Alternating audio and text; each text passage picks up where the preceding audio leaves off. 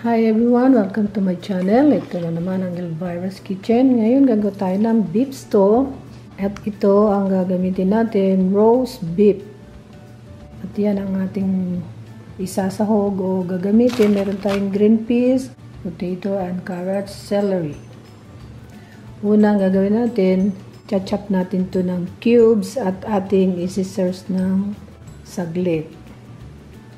Okay, chop natin yan. Ganito lang. At i-ano natin ng beef stew. Luluto tayo ng beef stew. Ayan. Ayan, ganito malalaki.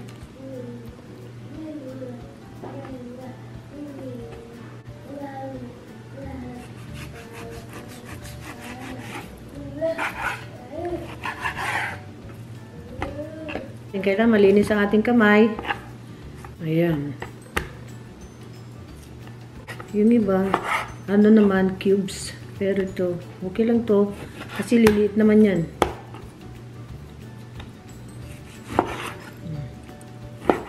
And then, ayan, pagkatapos natin i-slice, lalagyan natin ng ano to, yung pamienta. Ayan.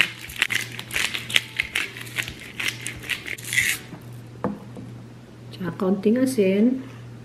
Bago natin ito ipiprito o ipafry, tapos lagyan natin ng flour. Ayan, para makita ninyo mabuti.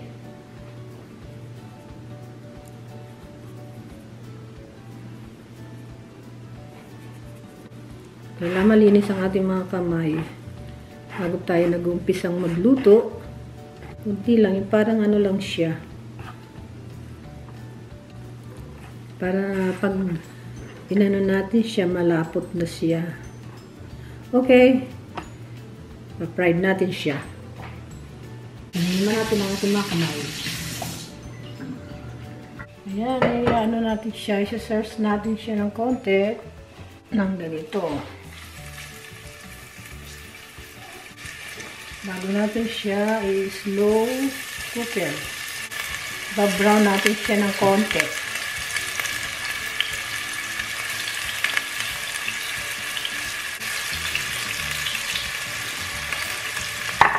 Habang nag-ano tayo, nag-toast tayo ng beef, mag-ano tayo ng ating mga ricado ng bawang. Lagyan din natin po ng sibuyas.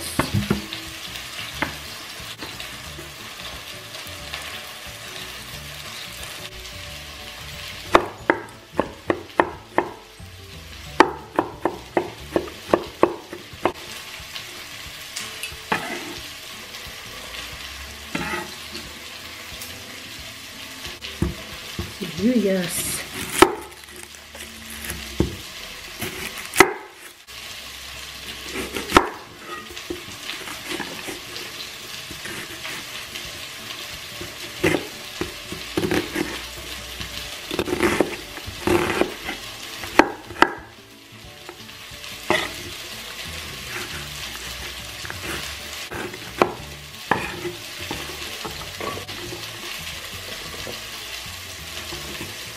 Okay.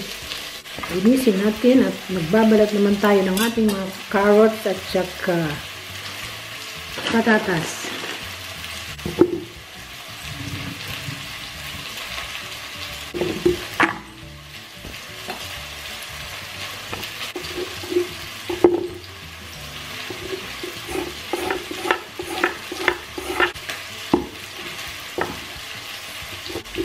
Ito ang unang video natin itong 2024 Madam Elvira's Kitchen.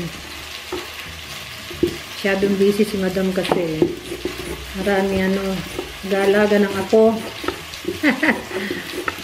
Kaya pasensya na kayo, ngayon na lang tayo ulit nakakapagluto. I-try natin na makapagluto tayo. Okay.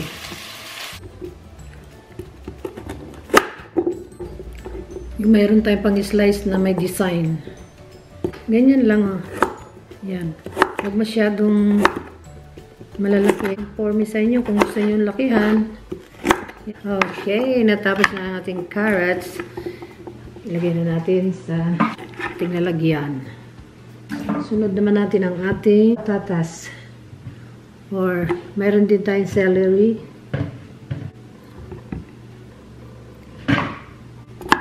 Natin ilalagay yung yung kanyang dahon. Habang tulog yung aking alaga. Bising mag-alaga si madam. Yan. Pasensyahan nyo na, hindi makapagluto ang ninyong madam. Ito. Kasi, kaliwa baga. Pag ganyan, ay naku, mas mabilis pa ako sa kutsilyo. Diba? Pag malilit na ganito, hindi na nila binabalatan. Pero, gusto ko ako binabalatan ko.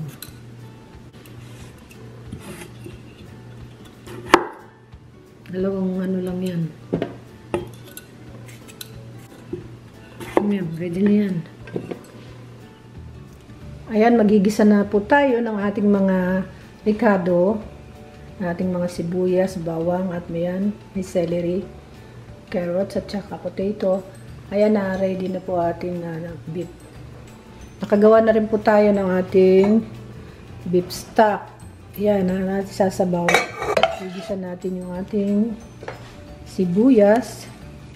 At pagkatapos nating igisa, ilalagay natin dito sa slow cooker ng 8 hours para hanggang for dinner na. Okay, magigisa na tayo. Unahin natin ang ating sibuyas.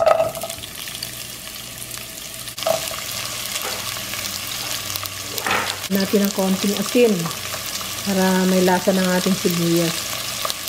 Haluin lang natin at pabayaan natin ng mga 30 seconds. Magdagan na rin natin ng pamienta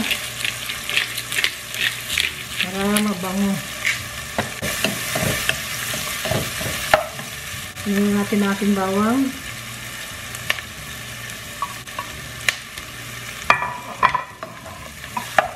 Tingnan natin siya ng mga 30 seconds. Ayan, tama-tama na yan. At gigisa natin itong ating beef. Ayan. Maglalagay tayo ng thyme. Ayan. Thyme at saka bay leaves. Ayan. Dinurog ko yung bay leaves. Haluin natin. I-add na natin ang ating tomato sauce. Ayan. Haluin natin.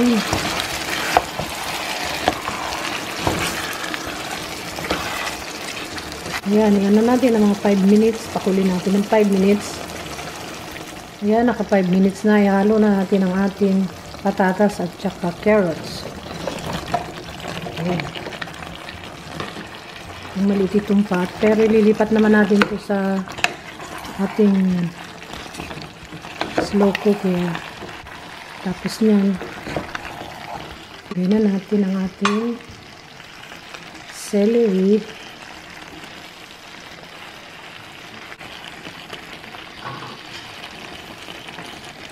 Yung green peas, mamaya natin bago maluto. I-add na rin natin ang ating beef stock.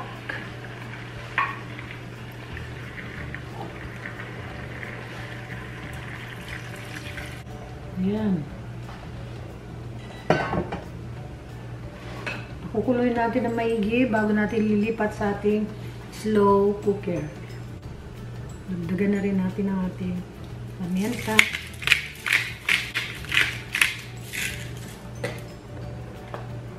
At kaunting asin na rin.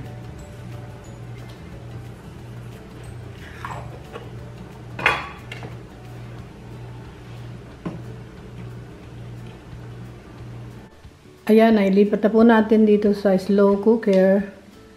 At yan, tatakpan natin lutuin natin ng high for 4 hours. i-high natin. Yan. Takpan natin. Yan. Hintayin na lang natin maluto.